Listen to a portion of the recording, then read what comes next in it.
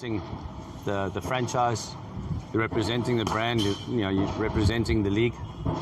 So pride in performance, that never goes out the window.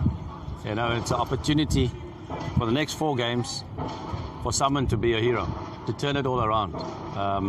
Yes, obviously we can't make the playoffs anymore, but that's, I said, new challenges. I said to them last night that it's a new year. They got to be all aspects of the game, mentally, technically, physically, things like that you got to look at in order to improve as a cricketer, both with bat and ball. So that for me is the first thing, and it's obviously nice to be part of different leagues because you see the different skill, the skill on display. You see the abilities to read situations. So there's all things that it's nice to be able to pick up. We've obviously got ourselves in this situation, and a lot of the times the reading of the situation on the field is where we've fallen short. The basics of building a little bit of pressure and partnerships with bat and ball. Those are the things as a coach that I look at. How do your understanding, your reading of the game?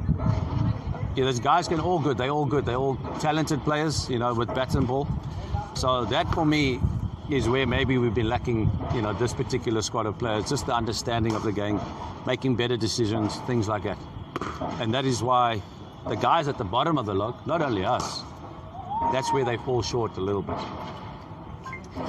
Herschelle, don't you think that lack of all-rounders, quality all-rounders, made the difference of this team?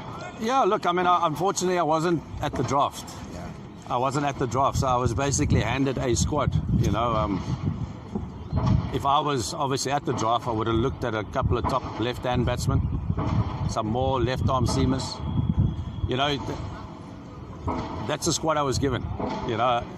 As a coach, I need to look at how am I going to put pressure on the opposition. So when we play, the opposition will see we only have one left-arm batsman, one left-hand batsman. So for the bowlers, it's a lot easier to put pressure on our batsmen because we only have right-hand batsmen. You never see squad of players without one left-hand batsman. That's like standard that you should have at least 2 in your top 6 so that you can put pressure on the opposition bowlers. I don't have that, So it's been difficult. So if the guys' mentality, mentally, they don't read the situations and you don't have those partnerships up front, then it's difficult to put even more pressure on in the second half of the batting because there's just no other variety. It's not about we've got left-arm spinners, we've got right-arm spinners. Unfortunately, the balls haven't been turning. The wickets have been great. So it makes a difference if you've got left-arm spinner or a right-arm spinner. It's your variety of pace and the line and the lengths that you bowl with regards to spinning. And you see a real quality of a spinner when the ball's not turning, not when it's turning. So that creativity, their skill at the end of the day is where I said to them, that's where they need to improve. And all the spinners, a lot of the spinners have gone for runs. It's just the way it is because the wickets have been so good. And that's why, someone like a Rashid Khan, he does well in wickets that don't turn. And that's, it's nice to be able to say that because you then see the real quality of a spinner. Not when it turns, when it's not turning. So, I think, but in saying that, I've only had right-hand batsmen. So I need them to actually make runs. Otherwise, there's no pressure on anybody. So it's unfortunate, but that is the squad that I was dealt with. But hopefully, they can, after these next couple of games, they can actually, sit and think about where they actually need to improve skill level-wise and just their understanding of reading the situations better on the field. That is why the guys at the bottom are where they are, because they just don't always apply the pressure or absorb the pressure when need be. Yeah. What about the BPL? Actually, you saw the BPL in Dhaka and Chittagong and back in Dhaka. Yeah. Now coming to Sylhet, it will be later. But will you tell us why this the BPL standard stands actually? Is what? Sorry? The Why standard of the BPL tournament. The standard. Standard. You know, like I said, the standard's good. The standard's good. You know, you're going to get that. Obviously, international players play more around the world, so you expect them to be leading a lot of the time. You know, they should be the example. I think the local players, for me, I mean, a lot of them don't understand English, so it's difficult for me to make points all the time. Yeah. You know, and it's a frustration because, you know, when I talk, I can see they're listening, but it's not really They're sinking shaking in. heads. You know, it's not sinking in. For me, I just think the understanding of the game just needs to improve. That's the one thing, is that they're very temperamental, you know, and I think, I mean, it's difficult for me just to explain it to them because they don't understand, you know. I mean, I'll give you an example. I mean, it's not his fault. I mean, the other day, Rubel, opening the batting, he was on 14 after 28 balls. And I walked onto the field on the timeout and I said, what is happening? You've got 14 of 28 balls. And he just shook his head. You know, I mean, The communication system is doing everything. yeah, so it's a prime example of not understanding the situation. Most of them are like that. Yeah, you know, understanding. I mean, that is the difficulty. You know, it's now 2020, the year 2020. If a batsman can't understand that he's got 14 runs off 20 balls or 25 balls, he must keep going. You know, I think, you know, maybe came here with too much expectation, maybe with regards to the mental side of the aspect of the game, with regards to the local players.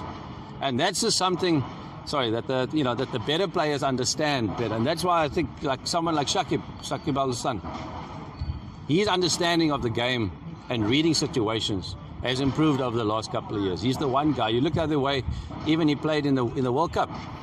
He always gave himself a chance to get in. He was never felt that he needed to go from ball one. You know, so his timing of his innings was good. And those are the small things that I think the local players must start to improve on if they need to take the game to another level. And that's the mental side. But like I said, you know, I can try and speak to them. If they can't understand, then, you know, I can't help that. That's been the issue, yes. Yeah, well, someone like Mosaddek Hussain has been a promising player for Bangladesh for a long time, but hasn't performed yet in the international level. This tournament too hasn't performed well. Why do you think he's lacking, and what are the areas he needs to work on? Look, I think, you know, he can play. It's just up to him as to how much better he wants to improve. I think, like I said, it's the understanding. These guys can play. Mutton, two of the best paced innings in T20 that I see that he played. First game he got 90-odd, beautifully paced. You know, he paced himself nicely. The areas in which he hit the ball was great. And he proved it again when he got 40-odd the other day. Nicely paced. You know, a lot of the time these guys overthink it. It's about hitting big shots. It's not just about hitting big shots. It's about how you pace your innings, the areas in which you hit the ball, when you decide to attack, when you need to hold yourself to attack. You know, build partnerships, all those sort of things. You know, it's like, I'll give you an example. So the first game, Mutton got 90-odd, great. Next game, he got 40-odd, other day. And then 6 overs the other day, he got naught. But there were 6 overs to bat. You know, so sometimes they don't trust the ability. You know, it's a time where he needed just to knock it around for 5 balls and then go again. You know, so he tried a different option, it didn't work. You know, so those small little things, the better players do it more often, you know, than the other players that are not so good. And that is where, like I said, the mental side of it, if they can just improve the mental side of it, they'll see a huge difference in their play. It's not about, because they've got the skill, they've got the shots. It's the mental aspect that they just need to improve. And you can see, I mean, like I said, Shakib has been completely different to the rest. And you must know why, because he's thinking here more. The understanding of the game is better than the other players. That is why he's done so good. He always gives himself a chance, but it's his reading of the situation that has improved over the last couple of years, and that is why he's been so consistent in whatever format it's been. That's the difference. It's not just about T20, it's not just about hitting and hitting. You leave those for the guys down at the bottom order. Those are the guys that finish the innings, you know, the guys that rely on power. Those are the guys, like say you pay the big money to hit off 10 balls, they can try and get you 30 or 40. That sort of thing, you know. So like I said, that is the one fundamental that I've noticed, not just from our local players, but from all the teams, and it's almost about just wanting to go. And this T20, like I said right before the start of the tournament, it's not just about applying pressure, because you've got to absorb a little bit of pressure and then go. And those, I always talk about the three P's: the pressure, partnerships, and patience. Those all apply whatever format when it comes to batting and bowling. And T20 is no different. And it's also about hunger. A good batsman in the world, irrespective of the format, they always score runs, whatever the format. They're always hungry to score. They never give it away easy. You look at whoever, Kohli, De Villiers, they're always hungry to score. You can never score enough. And those are the small things that the local players need to understand. It's reading the situation better. You'll see how much better they'll become. Herschelle, yes, sir. You got a nice player like Mohammad Mithun. Yes. Who played 3 knocks. Yeah. Good knocks actually.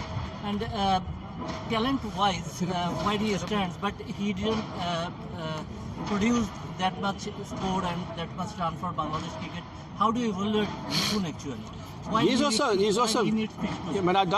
I haven't seen a lot of him over the years. This is my first opportunity that I worked with him.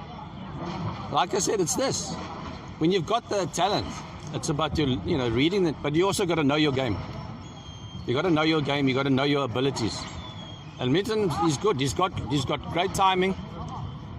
You can see he's got all the shots, but he needs to work it out for himself. I can't tell him. He's played a couple of years international, but like I said, it's the 1%ers. And the more you understand yourself better, the better you become. I mean, he's old enough now. That's all I can tell him. But then again, the language barrier is also an issue. I'd love to be able to speak to him like this, like I'm speaking to you now, and he'll say you can understand every word. But it's unfortunately not the case. I'm not sure what Neil Mackenzie is saying. Because we also come from South Africa. I mean, I'm also South African, so I don't know if he's also helping them understand what he's trying to do. But I know he's a good coach, and the guys will learn a lot from him. But I don't know how much he's actually getting across to them. Yeah, exactly. You may give it a call. Yeah, well, maybe I'll have to, get a new language before I come here. So, all right. Thank you, Thank you, people. Happy New Year again. Yeah, thank you.